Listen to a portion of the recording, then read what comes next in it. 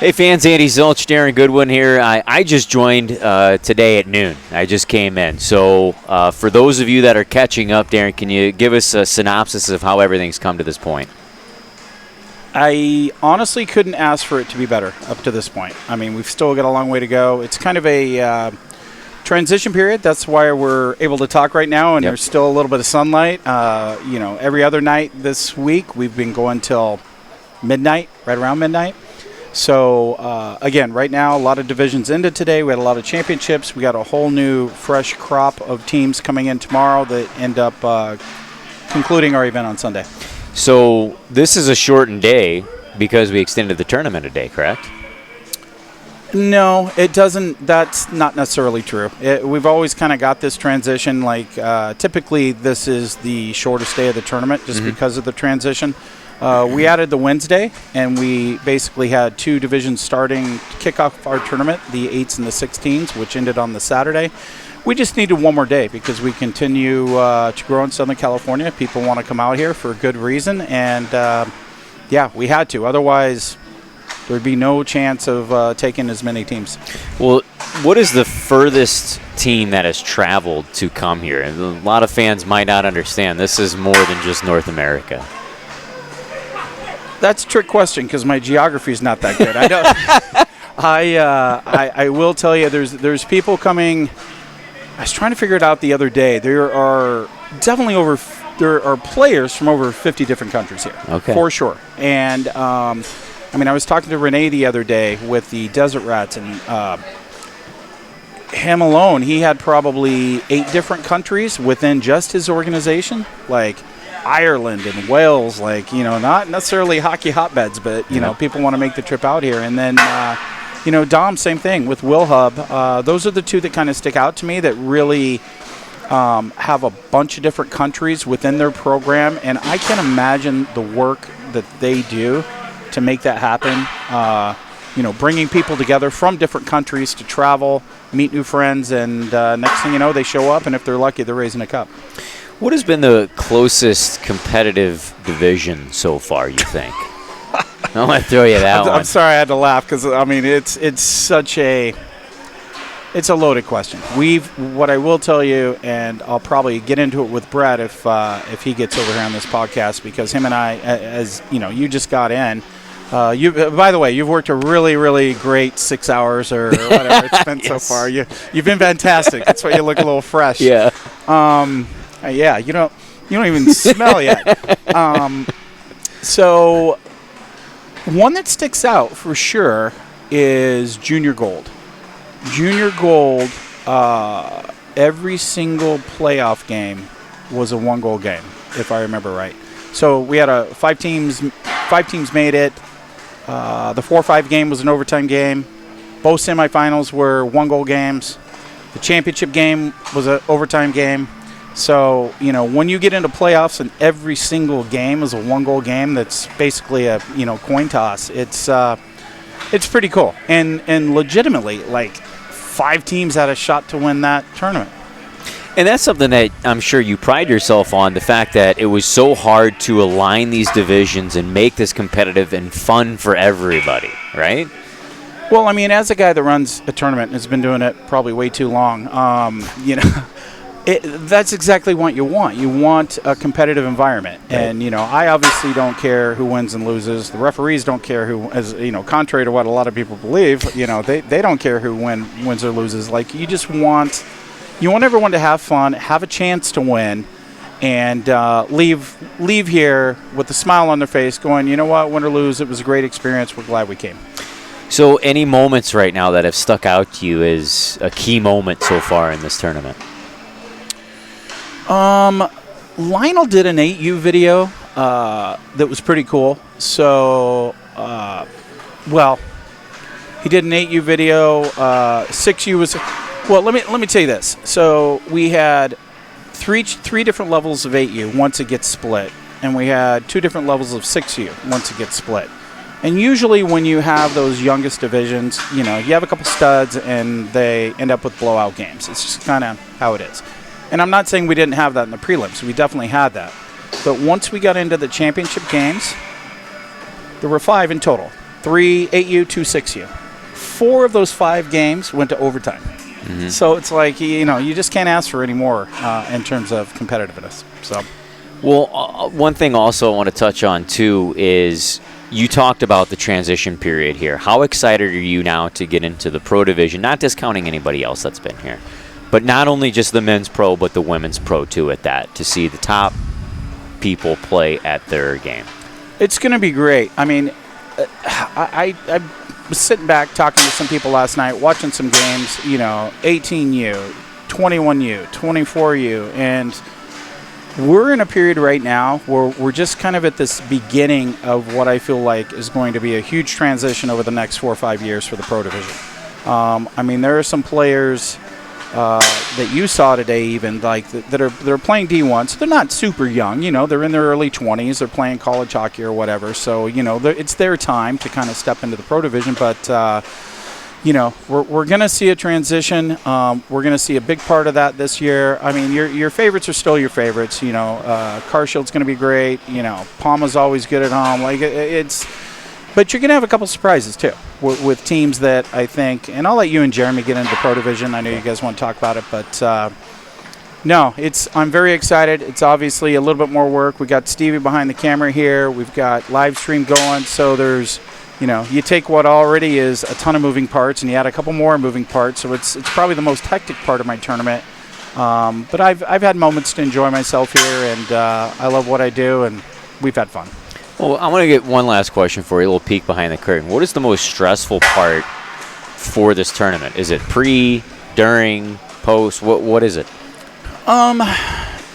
Pre is a lot of work, more than anyone will ever really realize. And the schedule is an absolute nightmare with 5 rinks going.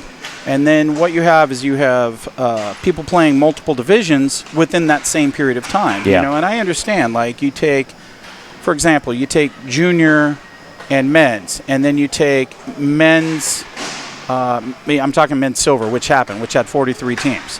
And then you take men's and 30s. So you've got a mix of juniors playing men's, and you got a mix of men's playing 30s. And you even have a couple teams that have some junior players on the men's team and have some 30s on the same men's team, like the Ben Bullets. And you're using 5 rinks. So, and they're all playing at the same time. So to try to schedule, and you know there's going to be some conflicts. You just hope with what you've put on the schedule, it's going to work. And there were some cases where it's like, all right, this team's got basically 30 minutes to get to Corona. And that probably happened a dozen times. And it all worked out, you know, within a couple of minutes. But that's probably the most stressful. And, you know, if there's a wreck with people going over, or a pane of glass breaks, and now stuff that looked good on your schedule to start with is now not going to work because we've got staggered rinks. It's kind of a logistical nightmare, and that's probably the most stressful part. I said last question, but I lied. Shout out to Corona and their involvement again. Year after year, it's been wonderful over there. I just want you to touch on that real quick. Yeah, well, I mean, Ben and Jeannie, the owners of the rink, they run the Bulldogs program. They do a great job. They've got a great staff over there, and their coaching staff's great, too.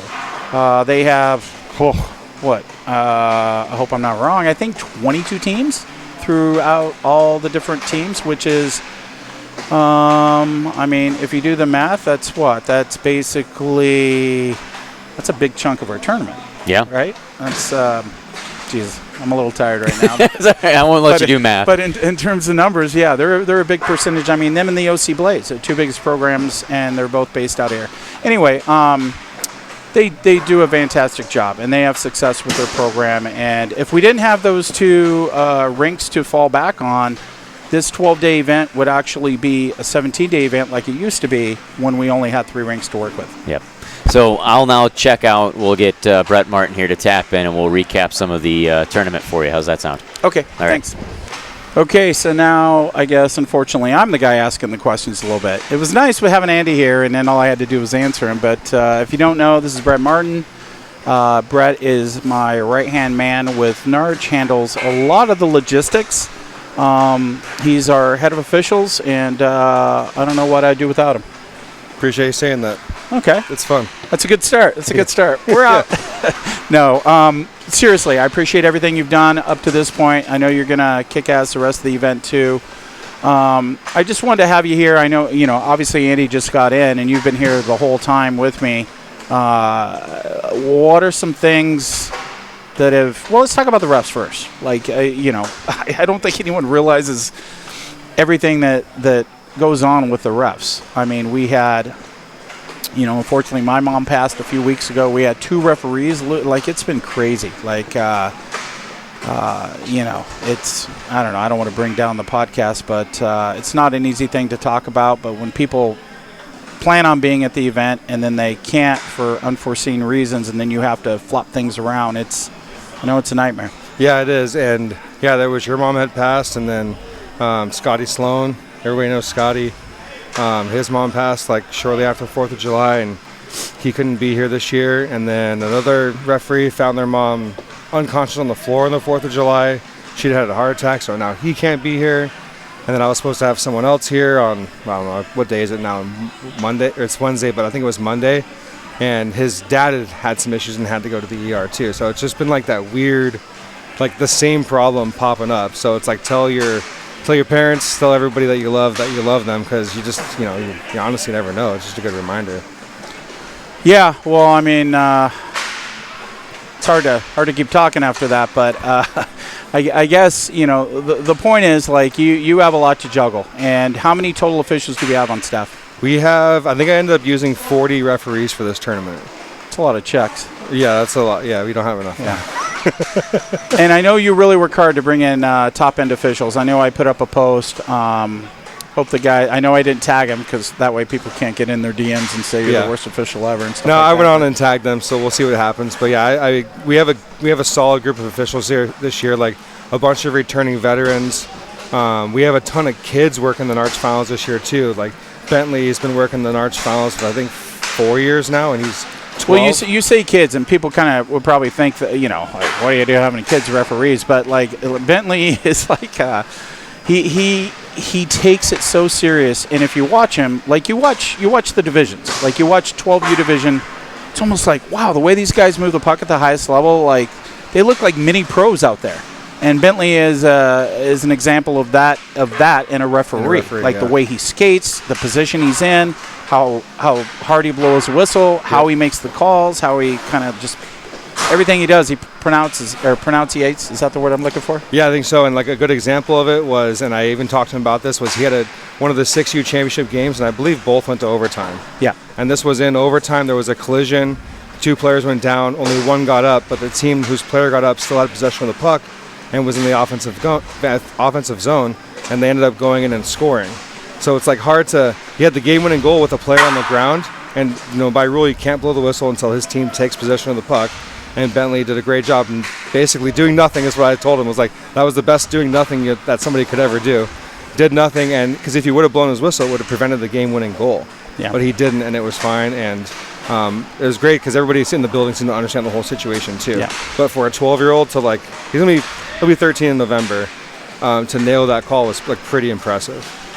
Yeah, no, it's cool. So I guess we'll move on from the officials, but bottom line is I'm real happy with the crew. I mean, I always get a few people here and there and that have things to say about the officials. I'm really happy with them up to this point. The thing that drives me crazy with officials is if they look lazy and they're not really into the play. That's something that that I come to you quite a bit about. But if they're out there giving their best, sometimes you may disagree with what they call, but again, you could do that at every level, at every sport. It's officiating. Yeah, and just to give everybody insight, officials usually work 8, 10. I try and cap it at 10, but sometimes 12 games a day.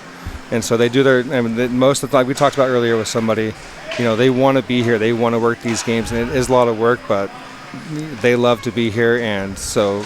Well, and just so people don't take that wrong, they'll do a 4-game set, have 4 games off, do a 4-game set, have 4 games off. It's not like they're doing 12 games and leaning against the boards. So. What else you want to talk about? Let's touch on, we were talking about how competitive the divisions have been. We've had 20 or 21 overtime games so far. Yeah, 9 today. Huh? 9 of them were today. Really? Yeah, I went to the scoreboard and checked it out. I wanted to fact check. We had 9 overtimes today, and 1 went into double overtime. I'm not going to call BS on that, but I would like to see the math, because what sticks out to me is Sunday night into Monday. So Sunday night, we had men's divisions going, and then we had our 2 junior championships, and then on Monday we had 2 6U championships. And 5, the men's, both juniors, both 6U, and the game before and the other men's was not. So 5 of the 6 championships in a row were overtime, and that was a couple days ago. So I'm not doubting that. You could be wrong. Well, you can go to what is it? Not Hockey Chef. That's what ours is. Go to live scoring right now. Pause this. Go to live scoring. Check it out. 9 overtimes today. We don't get a chance to say 2 overtime on the scoring system, but 1 went into double overtime. That was on the back rink. That was on the back rink. That was Desert Rats. They went into double overtime in the semis against the Bend Bullets. They won 4-3, and then they went to the championship game after that, because that was a semifinal that they won in double overtime. They went to the championship game, tied it with 12 seconds left to go. I think it was to make it 2-2, and then they lost in overtime. So they went to overtime twice today. The Desert Rats. They lost to the OC Blades. Over here. It was a real quick one. Yeah, it was a really quick one. And they tied it real late. And they tied it real late with 12 seconds left, so. All right, what else you want to touch on before we hand it over to the guys to break down pros? Or anything, what I will say as I get off this is I appreciate everybody coming. Things that we can't control have worked out really, really well. We've been lucky. The weather has never been better than it has been so far for this event. And it looks good the rest of the tournament, so I feel pretty confident there. Mid-70s in the daytime, nice little breeze. Mid-low to you need a hoodie at night. Like, it's just been amazing weather. When you think about California in the summer, like, this is it. I'd give anything to have this every year. It's been 10 degrees hotter the past couple years, and this year it was hot the first couple days, and then thankfully the last however many days have been. But you 70s. Say hot, it was 79 degrees. It was hotter than it was. It was in the 80s the first couple days. It was, all right, we're gonna agree to disagree one more time. But anything else? You asked me to write down some things I remember from the event, so bring it up. We can shout out a couple teams. So there's 9 overtimes today. The other thing I wrote down was we've had 3 times where we've had a complete tie across in the standings. Yeah, we've had 3 shootouts. We've had 3 one we flipped a coin. Oh, you want to talk about that? We flipped a coin for. I flipped a coin. Yeah, you can probably tell us about that. All right, this is kind of crazy. So D1 was unbelievable. D1, it was just loaded, and so one team went undefeated, which was the OC Blades. And 2 teams were tied with 7 points. It was like the 3 and 4 seed, I believe. With 7 points. Yeah. So 2 teams went undefeated, 1 had a lower goals against, which were the OC Blades and Black Ice. And then 3-4 was a complete tie across the board with Chemistry and Bow Dangles. So this is kind of, I'll just come out and say it, be blunt. Like it happens. The team's kind of like, well, we'd rather play the OC Blades than play Bow Dangles, or play Black Ice. Yeah. Talking about Chemistry and Bow Dangles. So usually we have a shootout, but this has happened over the years where both teams in the shootout don't want to win the shootout because they'd rather lose the shootout and play that matchup. So that's what we kind of asked, and we got a sense of that. And it's like, all right, well, the fairest thing to do is just flip a coin because. And Bow Dangles, to their credit, they thought about it like, we don't care. We'll be the 3 seed. But then I'm thinking, like, that's not fair to Black Ice because they may go, well, we would have rather played them. Well, how come there's not a shootout? So in a case when we're supposed to have a shootout, but both teams just assume lose the shootout, we're not going to waste the time on the rink to have people dump it in the corner, right? Yeah. That makes no sense. So then we're like, we'll go to a coin toss. So we flip the coin. And Bow Dangles, depending on how you look at it, won or lost the coin toss. They ended up as a 3 seed. Yep. They played Black Ice. That was an amazing game, by the way. They pulled their goalie the last 2 minutes. Like, they pressed and pressed and pressed. They were 1 goal down, and Black Ice pulled it out. And then they defeated the OC Blades in overtime. So, again, that division was unreal. Even the teams that ended up in gold, like there wasn't a big division. Those teams could have easily been in platinum. It's a couple of bounces. So yeah, your team could have been in platinum, but you had a round robin game. You guys had the 3-1 lead at one point. No, that didn't even matter because because we played Black Ice the very first game. Yeah. And it was a really good game, but there's a couple guys who had to work out some chemistry. They never played together. So 0-0 Black Ice at halftime. Had 2 bad minutes. Black Ice scored a few goals. We ended up losing 4-2 in our very first game to Black Ice. So even if we would have beat the Mayhem the second game, it doesn't matter. We would have been 3-1, and we still wouldn't have made because it was the 3-4 tied with 7 points. We still wouldn't have made the top. That's true. Because that's what Skittles was.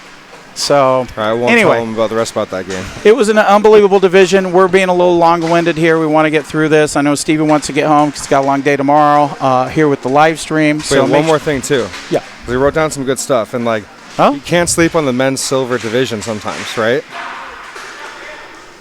What do you mean? So the men's club division championship game was between the RBH Reapers, and they were called the Modelo Time, but they were actually the Only Dogs. You remember them, right? Yep. Yeah. So the Only Dogs were up 6-1 in the first period, late in the first period, and ended up losing 10-9. I don't know if it was overtime or not. Maybe it was the last seconds of the game. Ended up losing that game 10-9.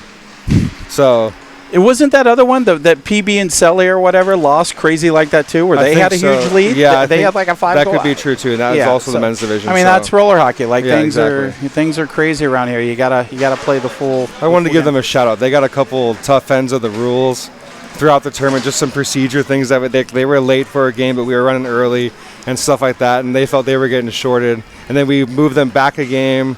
Long story. Anyways, I don't want to give them a shout out. I don't know if they'll watch or not, but Only Dogs, I wanted to mention there's them. 43 men's silver teams. A lot of them deserve a shout out, but just the same team kept getting kept falling in front of me in this situation, so I just thought it was fun to mention. No, it's a call it a series of unfortunate events. Exactly. Okay. So all right, we're gonna get a couple other guys in here real quick.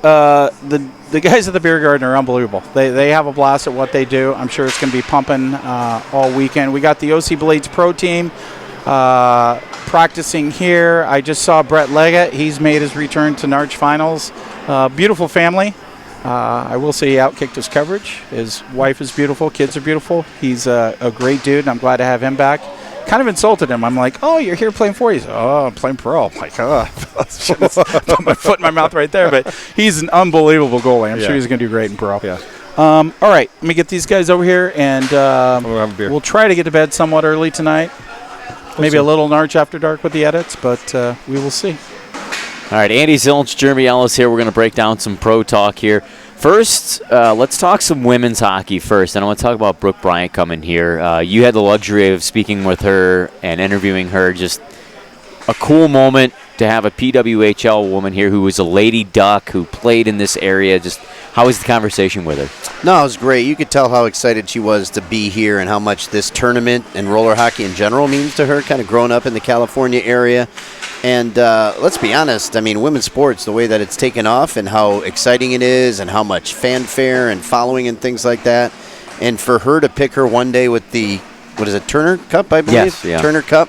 To come here to NARCh, I mean, what an honor for us, but what an honor for all the girls that were out here in that 19U championship game. For them to see it, have a role model to look up to. I mean, that's the biggest difference now. They have people that they look up to, and now there's a path forward, right, for women's hockey in the pro division. And, you can start off here in roller hockey and hone your skills and start to get college scholarships and all those things, but you could tell how excited she was and how much this tournament and the sport of roller hockey means to her. Well, let's dive into some of the teams, and we can. I actually want to talk generalities here with the women's division. Pretty competitive last year, and I heard this year there was a little bit of turmoil with some women selecting their teams and what team they want to go to. There is a few powerhouse teams that could potentially make a good run, but just overall, what was your impressions last year? What are you expecting this year? Well, I mean, last year it came down to 2 teams. I mean, Pamela Beta Golden Knights, you expect to be there every year, but it's always kind of like who else is going to be there in that final game, and then how's the final game going to shake out? Because there's been, let's face it, plenty of times the Golden Knights have, kind of pooped the bed, if you will, right, and not got to the end. and won that gold medal in the women's pro championship. Last year they were able to get the job done, against Blake Bolden and her team last year.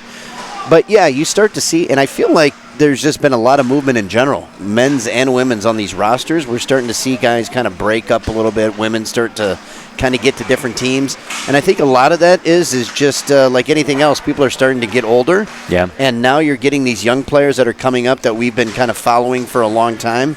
You're seeing some of the girls from overseas, obviously the Namibian girls from Italy that are playing, the Spanish girls. So I think it's just right now you're wanting to see some women kind of aging out and girls wanting to play with certain individuals, and they're trying to form their teams together, and it's just a big infusion of talent right now.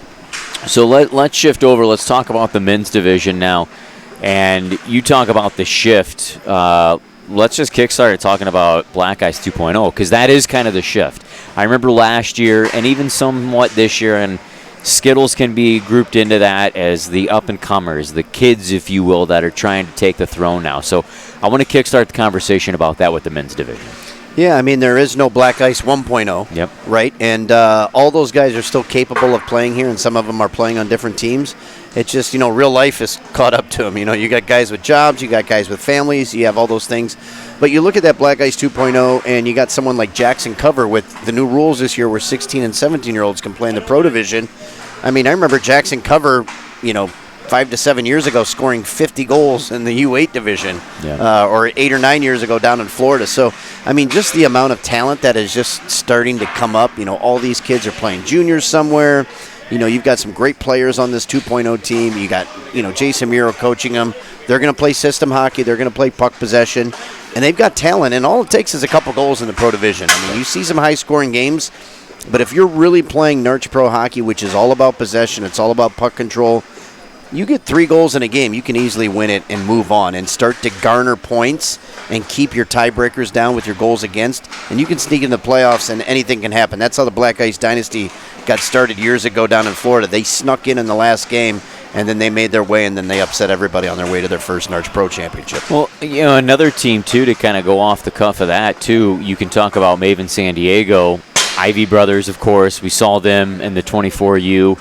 But another guy I want to highlight, Charles Baldwin.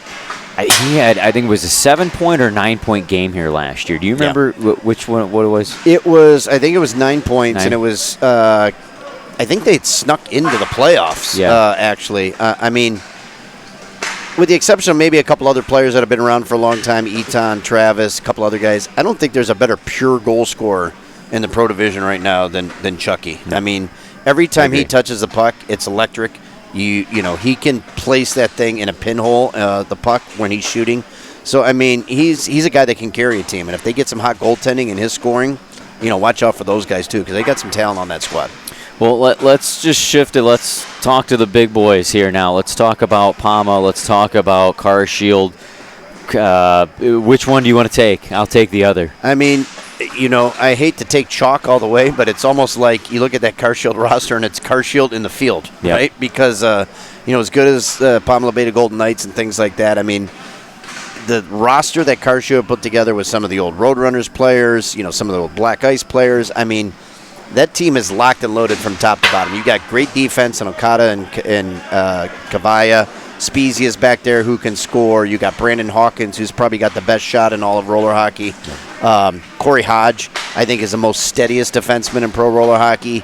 He's not super flashy, but just no one can get around him. He makes the great passes, breakouts out of the zone.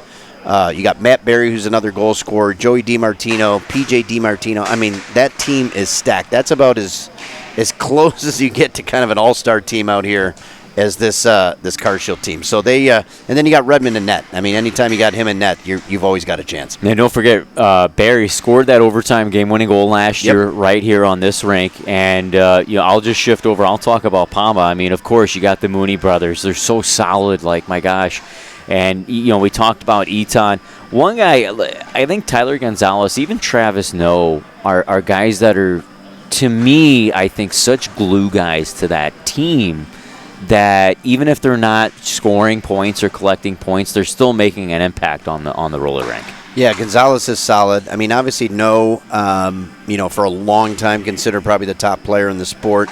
Him and Junior, together on a line are just great. Oh, yeah. But, Alex Kyle, that's an interesting pickup for that team. You've seen him on Alkali and some other teams in years past. He spent a lot of time in the American League. I'm not sure if he's American League or East Coast right now, but he's a goal scorer. And sometimes you just need guys to go out there and just to put pucks in the back of the net. And he's a guy that can do that. And if you got him on a power play, I mean, that's just lethal that they can run kind of 2 units out there if need be on a power play. And they're going to, it's scary if you put that team on a man advantage. We don't want to run this out for 20 minutes, but I do want to touch more on the Arizona teams too. So you got the champion Wheelers, and then you also have the Phoenix Fleas. The Phoenix Fleas are that team that's that Arizona college team pretty much. So, Schwetz is leading the way with that one. Yeah, I mean, Schwetz, I love his game. I mean, that kid is very, very solid. Aiden does a great job there. So I expect them. I think they're that one team that everyone kind of knows, but it's kind of flying under the radar, and I think they can surprise some people. And again, it's just about getting to the playoffs. If you get to the playoffs in the NARCh Pro Division, you really give yourself a chance to kind of make a run there. And if they can do that and get past the round robin, I think they'll have a good chance to maybe upset some people come playoff time. I'm going to cheat here. I got the rosters pulled up. I do want to talk about the Wings a little bit. Ballerjean was really impressive last year when I saw him play. That's a name that stands out to me. Then the Pennsylvania team, when you go to the Fusion, I don't know if you want to talk about him more, but Anthony Merrigan, give a shout-out to him. He's kind of a guy who leads the way in the locker room there for that team. Do you have anything to add about that team? Frankie Jurek. I mean, that's my guy. Yep. I mean, I remember him since he was a little kid playing with the Roadrunners, out on Long Island. I saw him earlier today, so it's always great to see him. I know he's been playing overseas.